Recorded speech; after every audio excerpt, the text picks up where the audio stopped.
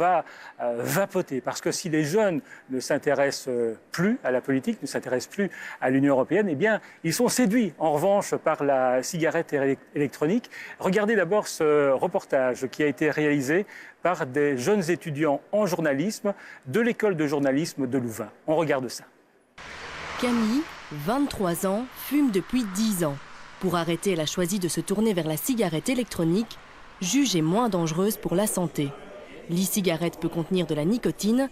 Elle est censée aider les fumeurs à décrocher. Si on ne me l'avait pas proposé, j'aurais pris 100. Mais j'étais moins convaincue. J'étais rassurée en fait quand il me l'a proposé. Salon des arts ménagers à Charleroi, un stand de e-cigarette, un réel phénomène de mode. En Belgique, l'adjonction de nicotine est interdite, pourtant les e-cigarettes avec nicotine se trouvent facilement. Selon ce vendeur, les fumeurs en ont besoin pour se sevrer. Beaucoup de gens refusent la cigarette électronique tant qu'il n'y a pas de nicotine parce qu'il manque le hit de la cigarette tout simplement. Et il faut savoir que la cigarette électronique est quand même faite pour qu'on garde le geste. Le geste est totalement inoffensif, mais le geste contribue à beaucoup de choses. Maintenant, l'apport de nicotine, il faut savoir que la cigarette électronique, au bout de 3 à 4 mois, on retire l'indépendance de la nicotine, on va en diminuant. Ce qui veut dire que de toute manière, au bout de 4 mois, on se retrouve quand même sans nicotine. Mais au départ, il faut de la nicotine pour dire de pouvoir essayer d'arrêter. Mais pour Martial Baudot, tabacologue dans un institut spécialisé dans le traitement et la prévention du cancer, l'e-cigarette n'est pas forcément la bonne solution. C'est pas le premier outil que je propose d'entrée de jeu, dans la mesure où ce que je reprocherais d'une certaine manière à la cigarette électronique, c'est qu'il n'y ait pas le désapprentissage, je veux dire, au niveau tant des schémas de pensée que des schémas comportementaux. Parce que vous l'avez cité, ça reste cigarette, donc on n'évacue pas la terminologie dans la tête. Et au niveau comportemental, ça ressemble quand même comme 2 gouttes d'eau à l'original. Connexion Bluetooth, cigarette MP3, couleur flash. Les lieux de vente ont bien compris la stratégie à adopter et ils en jouent. Fraises, pastèques, oranges, il y en a pour tous les goûts. Des dégustations gratuites sont d'ailleurs souvent proposées, de quoi séduire un jeune public, cible par excellence de ce nouveau produit. Les cigarettiers qui, mine de rien, travaillent sur la cigarette électronique, puisque c'est un second souffle, sans faire de jeu de mots à leur vente, sont occupés à mettre en place des dispositifs beaucoup plus ciblés sur le public des jeunes. La chicha électronique, ça c'est pas pour les vieux. Donc le joint électronique, ça c'est pas pour les vieux. Conserver ou initier le geste, tel est le danger pour les experts en santé publique. Selon eux, l'e-cigarette pourrait devenir un incitant au tabagisme. Du coup, le Parlement européen exige à la fois une législation commune, mais surtout une évaluation de ce moyen de lutter contre la consommation de tabac. Dans 5 ans, on voit que, en fait, beaucoup de jeunes commencent à fumer à travers la cigarette électronique. Il faudrait revoir la politique. Pour Camille, l'e-cigarette reste le meilleur moyen d'arrêter de fumer. Comme elle, 7,5 millions d'Européens vapotent. Frédérique Ries, merci d'être avec nous. Vous êtes députée européenne et comme Viviane Reding, vous avez été journaliste avant d'entrer en politique. On est nombreux ici à avoir traversé le Vous avez miroir. même été la présentatrice vedette du journal télévisé de la chaîne privée en Belgique francophone. Alors, est-ce que vous vapotez ? Je ne vapote pas, je ne fume pas. J'ai dû fumer une fois une liane quand j'avais 14 ans. Ça doit être mon dernier...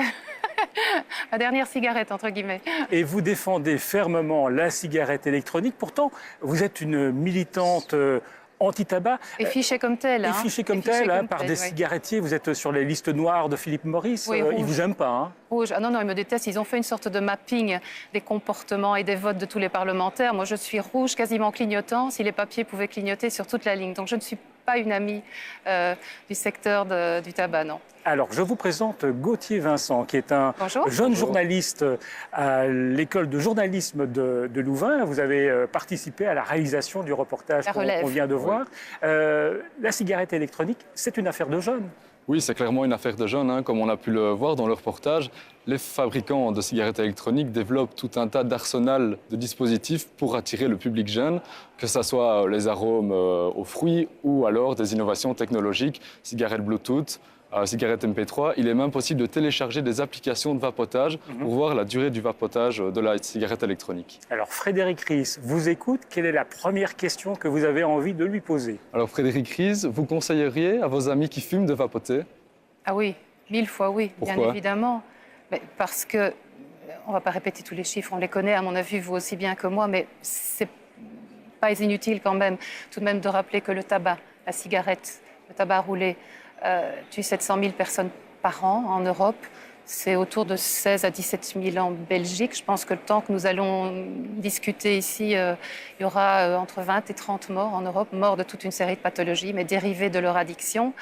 Et qu'en tout état de cause, moi je ne suis pas, vous avez dit que j'ai beaucoup défendu la cigarette électronique, je ne suis pas une amie de la cigarette électronique. Et dans un monde idéal, pour moi, personne ne fume. On se trouve une autre addiction beaucoup plus positive, le sport, la course, enfin... Et vous considérez que c'est un bon moyen de sevrage? J'estime. Et quand je dis je n'ai pas la... Parce que votre reportage, on peut en discuter après, ce n'est pas... Mais votre prisme de départ est négatif d'un bout à l'autre. Vous mettez des conditionnels sur toute une série de choses où aujourd'hui, dans l'état de la science d'aujourd'hui, on est allé bien au-delà du conditionnel.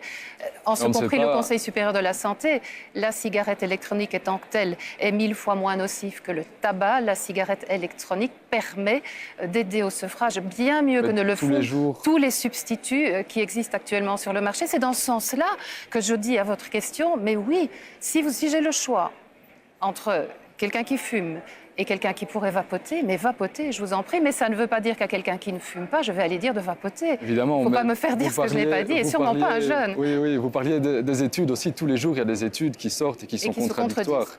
Alors, qu'est-ce que l'Europe attend pour sortir une étude sérieuse et indépendante? Ah là, c'est l'éternel souci, mais dans ce débat-là, comme dans celui sur les perturbateurs endocriniens, comme dans 1000 débats, les pesticides, la science contre la science, science versus science, et les conflits d'intérêts, et les chercheurs qui cherchent sur la même chose et qui aboutissent à des conclusions diamétralement opposées. Moi, vous savez, quand vous me demandez j'ai vraiment travaillé dans ce dossier-là depuis je dirais le début 2011, que cette directive et la nouvelle mouture est sur notre table, avec les scientifiques concernés, avec le professeur West en Grande-Bretagne, le professeur Dautzenberg, avec l'appel des 100 en France.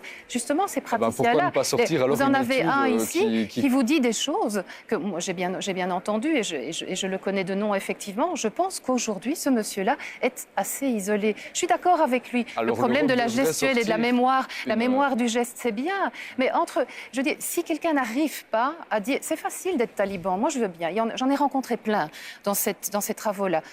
Vous fumez ou vous ne fumez pas.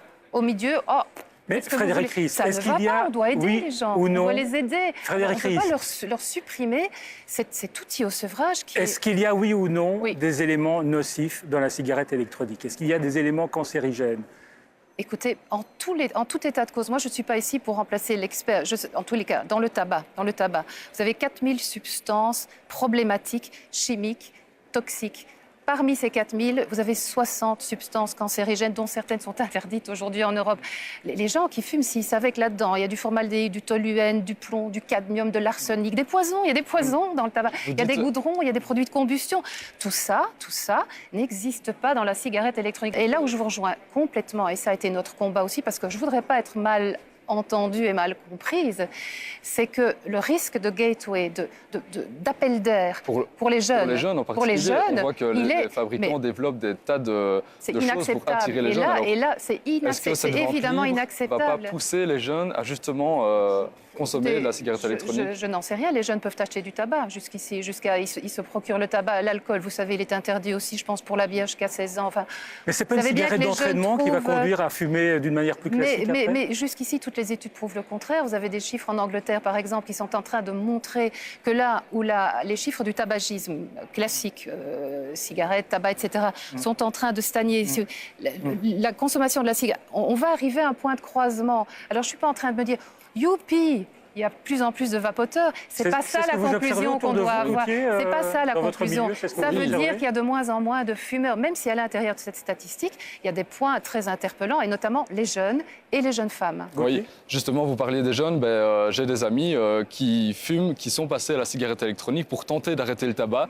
au bout de 2 ou 3 semaines, ils n'ont pas trouvé de plaisir à la cigarette électronique et sont repassés au tabac traditionnel. Écoutez, bon, là, dans ce cas-là, ils auront essayé. Mais je ne suis pas sûre que avec tout le respect que j'ai pour le travail que vous avez fait, mais votre échantillon est nécessairement empirique et aléatoire.